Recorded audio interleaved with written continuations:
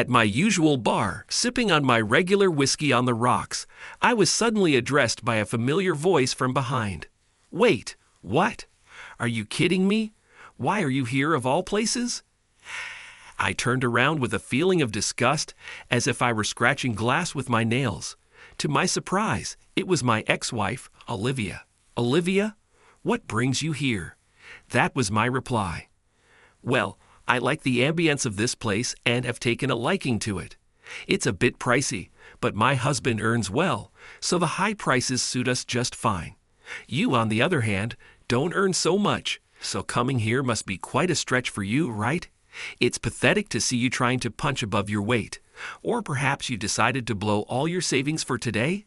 Poor thing. I could buy you a drink out of pity if you'd like. Olivia stood there, looking down at me as I sat, and went on a tirade all by herself. Wearing such a cheap shirt, you really do look ridiculous. Despite my intention to ignore Olivia's remarks, I couldn't help but feel slightly irritated. However, I knew better than to lose my cool, as that would only play into her hands.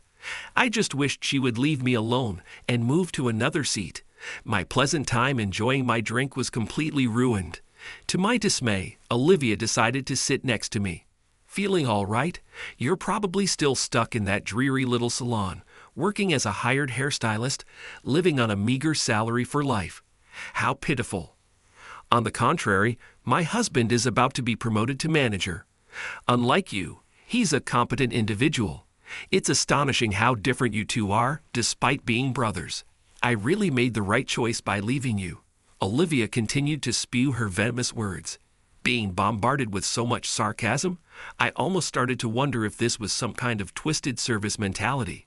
Was it Olivia's own way of providing entertainment, trying to amuse me? No, that couldn't be it.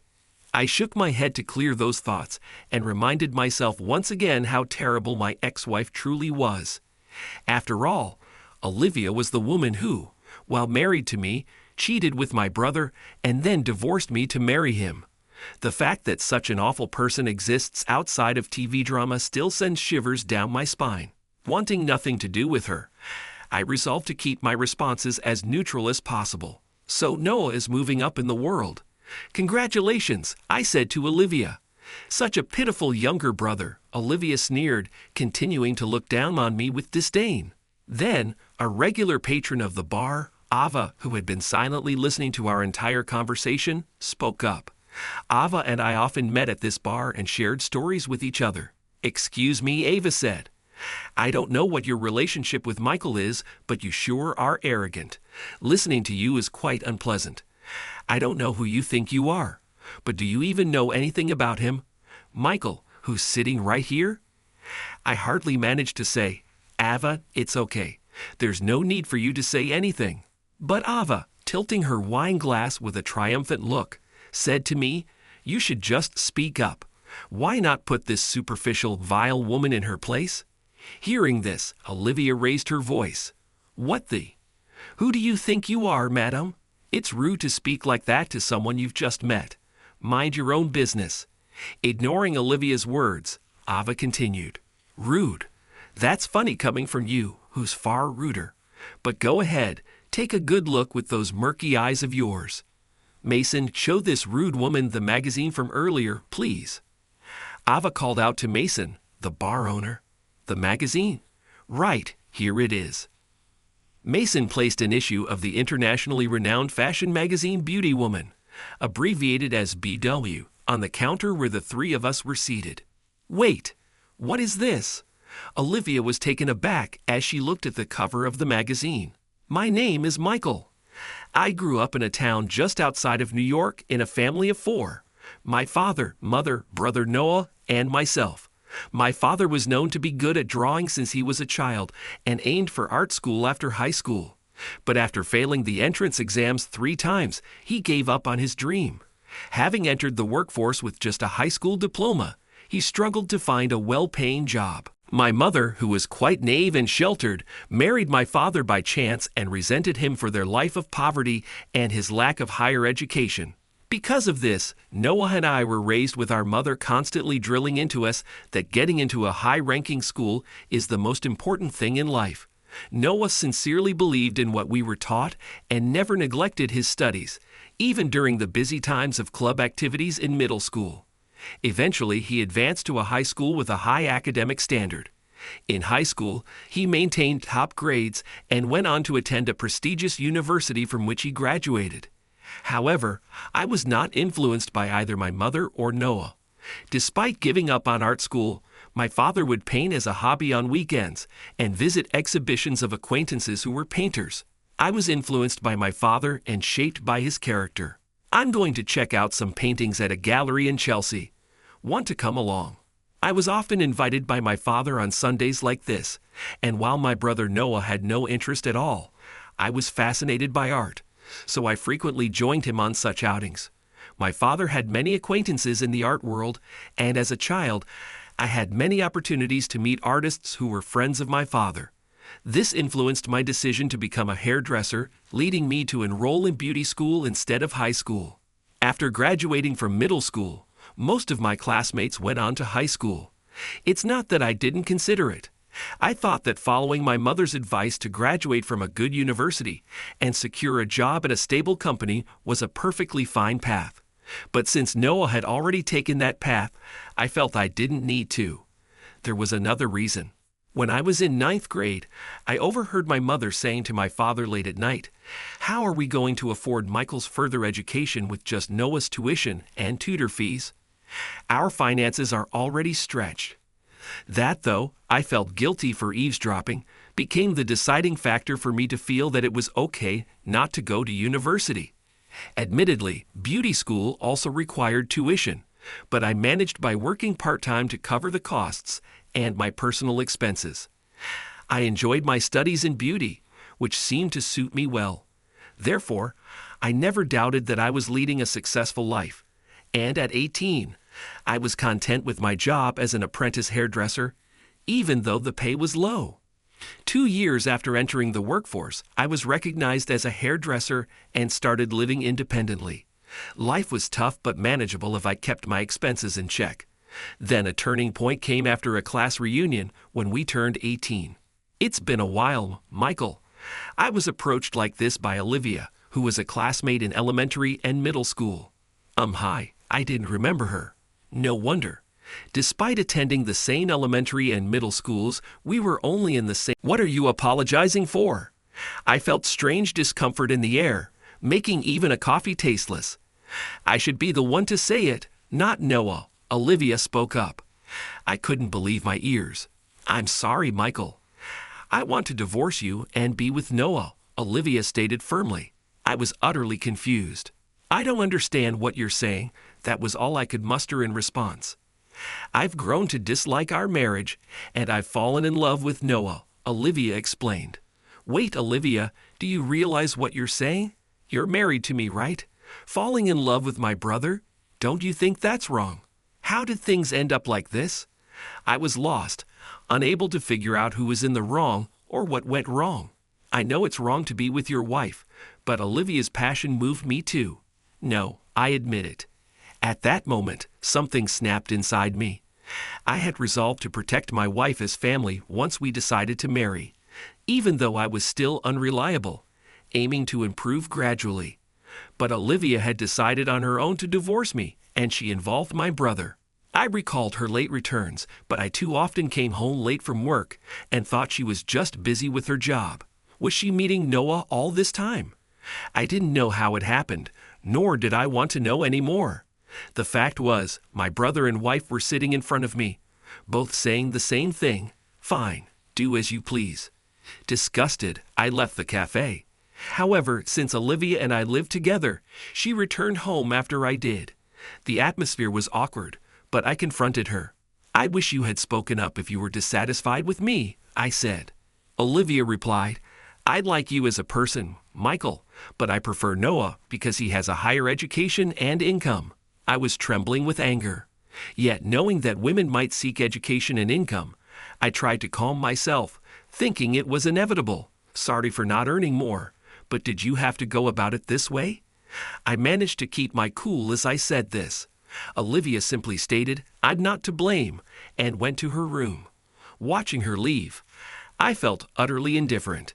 Even if I was at fault for not providing enough, wanting to remarry my brother, and if Olivia only saw Noah as a man with high education and income, it seemed like she was just using him conveniently.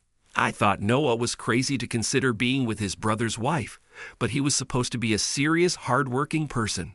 True, he was stubborn and strong-willed because of his earnestness. I worried that Noah was being manipulated by Olivia.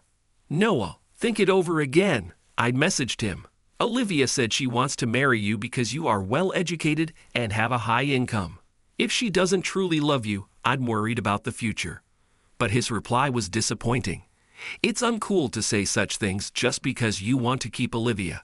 I was disheartened. I had no lingering feelings for Olivia. In fact, I doubted her character, so I wanted to warn my brother to prevent him from becoming another victim.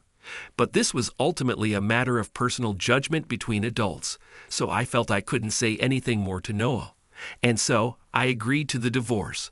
I felt neither loneliness nor regret. Instead, I felt a sense of relief. To avoid worrying our parents and Olivia's, I assured them, "We've discussed this thoroughly and are all in agreement, so please don't worry." After the divorce was finalized, I never saw Noah or Olivia again. I made sure to visit my family home on different days to avoid crossing paths with them. Then 3 years went by. By that time, I was living my days hardly ever thinking about my ex-wife and brother. For a while after the divorce, I was frequently overwhelmed by a sense of unbearable sadness and went through some tough times. I felt no sorrow whatsoever for losing Olivia. It was the memory of my wife and brother wanting to marry each other during our marriage that made me distrustful of people for a while. However, time is the greatest healer, and after 3 years, my wounds had healed and the flashbacks had ceased. I was living a peaceful and happy life. Then, one day after work, I stopped by my usual bar. Little did I know at the time that something unbelievable was about to happen. As I sat with my usual whiskey on the rocks at the counter, I was suddenly addressed by a familiar voice from behind. "Wait, what? Are you kidding me? Why are you here of all places?" I turned around with a feeling of disgust, as if I were scratching a glass with my nails. To my surprise, it was my ex-wife, Olivia. "Olivia, what brings you here?" That was my reply. "Well, I like the ambience of this bar, and it's a bit pricey, but my husband earns well, so it suits us just fine. You, on the other hand, must be stretching your budget to come here. Trying to act above your station is just pathetic. Or did you decide to splurge all your savings today? Poor thing.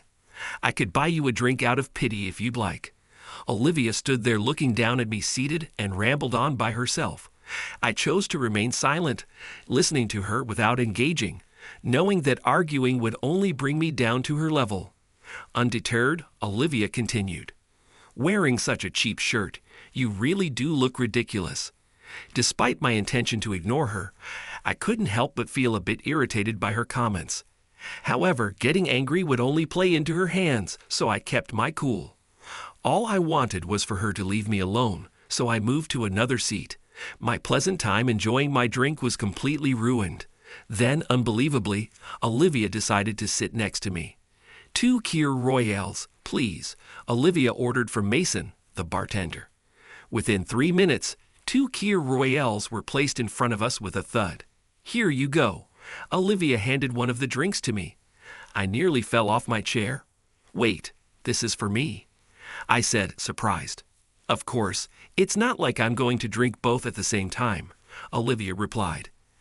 "I'm not really into sweet drinks, mixing sweet liquor with sweet juice. I just don't get it," I said to myself, truly perplexed. But not wanting to cause a scene by refusing Olivia's offer, I simply said, "Thank you," and accepted the glass filled with the murky-colored drink. Doing all right, still slaving away in that rundown little salon. I bet living on such a meager salary is just pitiful. Unlike you, my husband is about to be promoted to manager. It's amazing how 2 brothers can be so different. I really made the right choice by leaving you." Olivia went on in a tirade all by herself again, laced with sarcasm. Being bombarded with so much sarcasm, I almost started to wonder if this was some kind of customer service mentality. It might be Olivia's own way of providing entertainment, trying to amuse me, or maybe not. I shook my head to clear it and reminded myself of just how terrible my ex-wife really was. After all, Olivia was the woman who, while married to me, seduced my brother and then divorced me to remarry him. The fact that such an awful person exists, not just in dramas, but in reality, still sends shivers down my spine. Wanting nothing more to do with her, I resolved to keep my responses as non-committal as possible. No is moving up in the world. Congratulations, I said to Olivia. What a pitiful younger brother, Olivia continued, looking down on me with disdain.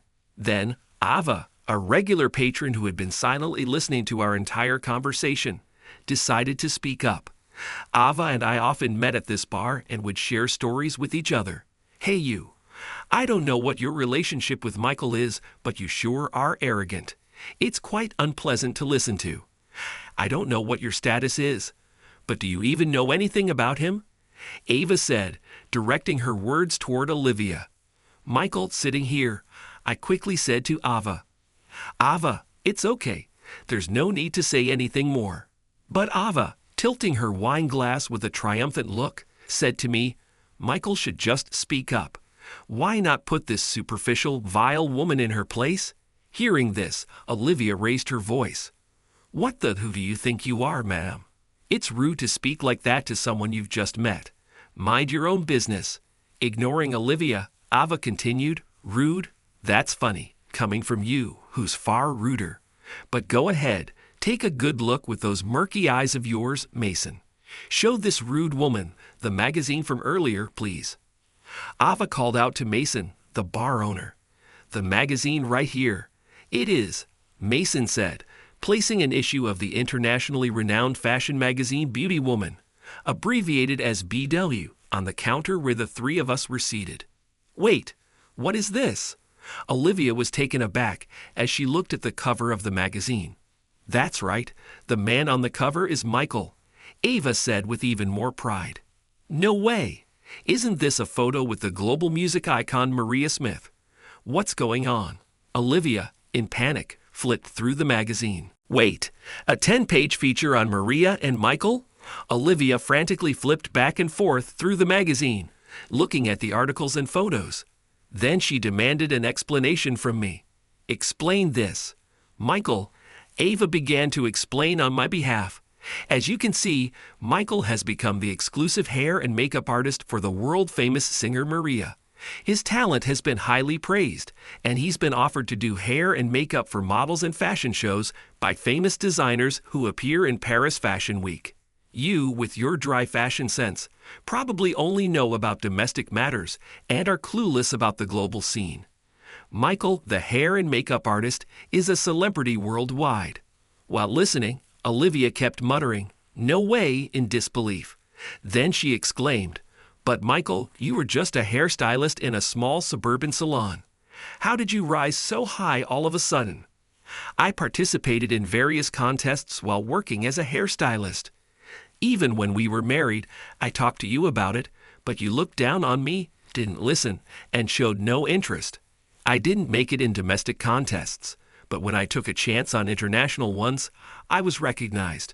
That's how I got noticed by a famous hair and makeup artist, trained under them, and then entered bigger contests. I won a grand prize in one of them, which led to my role as Maria's exclusive artist. Though I thought it unnecessary to explain all this to Olivia, Ava had already shared so much about me, so I reluctantly added my own explanation. "That's amazing," Olivia said, then added, "as expected of my ex-husband." "I'm his ex-wife," she said. "Let's meet up as exes sometime. For starters, I'd love to get Maria's autograph. Can you introduce me to her in person?" I was astounded by her sudden change in attitude upon learning of my connections with famous people. Truly superficial. You really are despicable. Stay away from Michael. I don't care if you're his ex-wife or whatever. You have no relation to him now. And by the way, you called Michael's shirt cheap earlier, but it's from a famous brand. You can't even recognize quality. Ava raised her voice.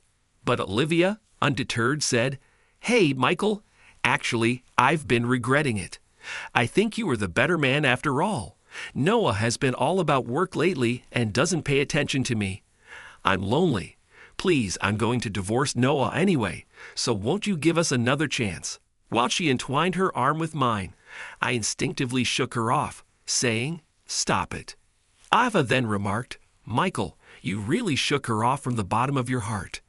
Well, of course, there's no way you get back together with such a woman.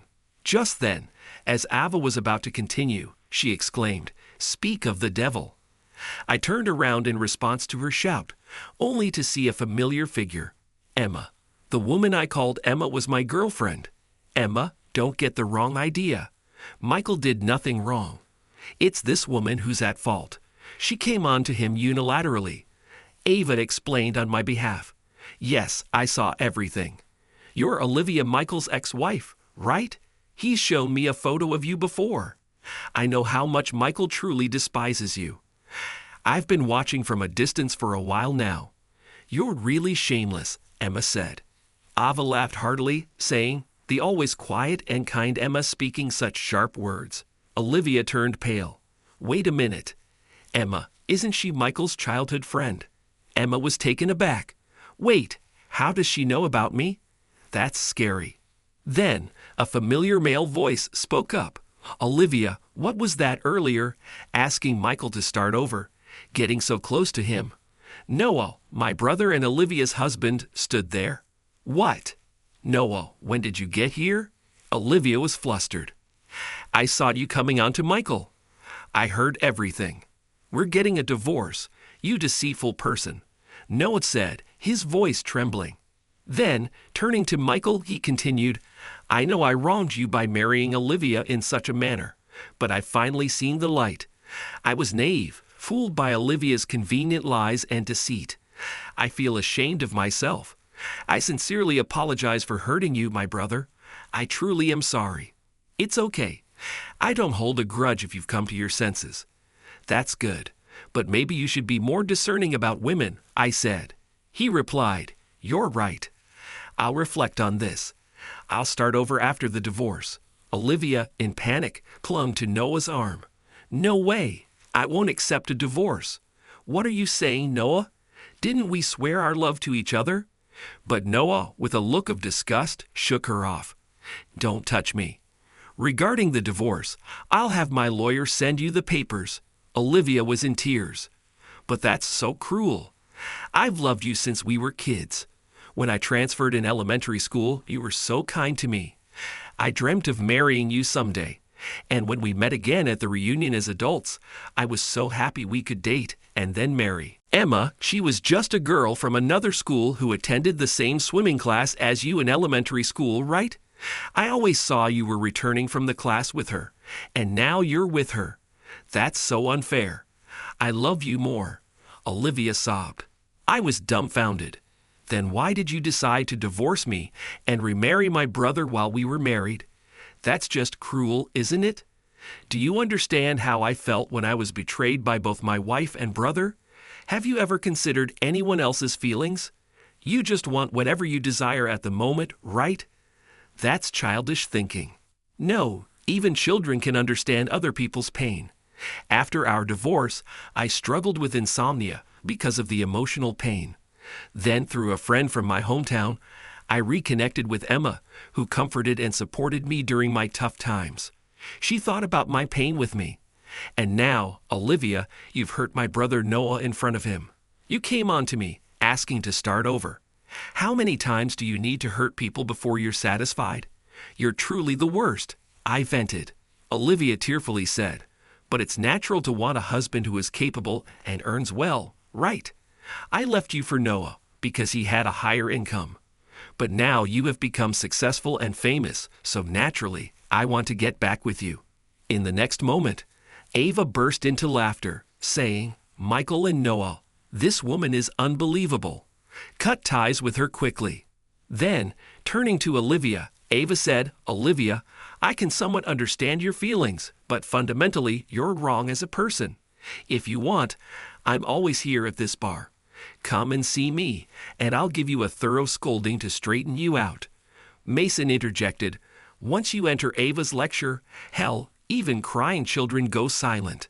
Hearing this, I added, I know. I've seen several people shaken by her lecture. Hell, right here. Mason and I chuckled together, but Noah and Olivia were frozen with expressionless faces. I'll be staying at a hotel for the next 3 days. Leave the house within that time. I'll proceed with the divorce proceedings starting tonight, Noah said to Olivia. Realizing he was serious, Olivia silently settled the bill with Mason and left the bar alone. You did well to speak up. I roughly get the story, so you were deceived by that woman for a long time, right? Well, your sin is not forgivable. You have no choice but to reflect deeply. Michael here is a magnanimous man, so I think he'll forgive you for now. Buy Michael a drink, and me too while you're at it, Ava said, looking at Noah. Noah understood. Mason, please get a drink for Michael, Ava, and also for Emma, Noah responded. Then I made Noah sit 1 seat away from me, and Ava and I moved next to Emma at the counter. Today was supposed to be the anniversary of my marriage to Olivia. I never imagined it would turn out like this, Noah said, dejected. Ava silently comforted him by patting his shoulder. But Noah, you're stubborn. Once you make up your mind, if you've decided to start over after leaving Olivia, I'm sure happiness will come your way, I encouraged him. I'm sorry for being such a terrible brother who hurt you, Noah apologized. Thank you, Noah. It's all good now. The evil spirit is gone, Ava said, raising her cocktail glass high. More importantly, today is a significant day for Michael. Forget about Noah. If you're truly repentant as a brother, celebrate his new beginning, Ava said to Noah. A new beginning? Noah asked, puzzled. Yes, actually, I'm moving to France for a while because of work, I said, taking a small box out of my pocket. Emma, please come with me. Let's get married. I promise to make you happy. Inside the box was a ring. I had told Emma about moving to France, but it was the first time I asked her to come with me.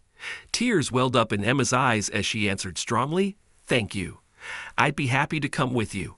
I'll support you as your wife for life. In the next moment, Mason quietly started clapping. Noticing this, Ava stood up and shouted, Bravo, clapping loudly. The other customers in the bar also turned to us and joined in the applause. When I glanced over, Noah was crying tears of joy. Half a year passed, and I had expanded my work and network in France, achieving great success as a hair and makeup artist. Emma and I were living happily together. Then, after a long while, I returned to the U.S. for a visit and went to my parents' house. My mother said something like this. The other day, Olivia's parents came over to apologize. We were worried when you and Olivia divorced, and she married Noah, but you told us we all agreed on it, so don't worry. After talking with her parents, we finally understood the whole story. It was quite a mess. They seemed really sorry for raising Olivia to be so selfish. Well, I always thought you boys lacked judgment in women, my mother said, laughing. She raised us with a belief in the absolute importance of a high education, but now she's become more understanding and supports my career. Of course, my father is fully supportive of me too. By the way, Noah seems to be dating a woman his age that he met at work. I hope it works out for him this time, like it did for you and Emma. My mother shared this news with me. I was happy to hear it. I'd want Noah to be happy too. And now even for Olivia, I hope she learns from her mistakes so her parents don't have to apologize for her again. At their age, everyone makes wrong choices in life. Of course, it's better not to make mistakes, but what matters is how you handle them afterward. I believe not everything in my future will be smooth sailing, but I'll cherish each moment and move forward. I have a place in France. There's still so much more to explore. Leaving my parents' house, I looked up at the sky, ready to board the plane.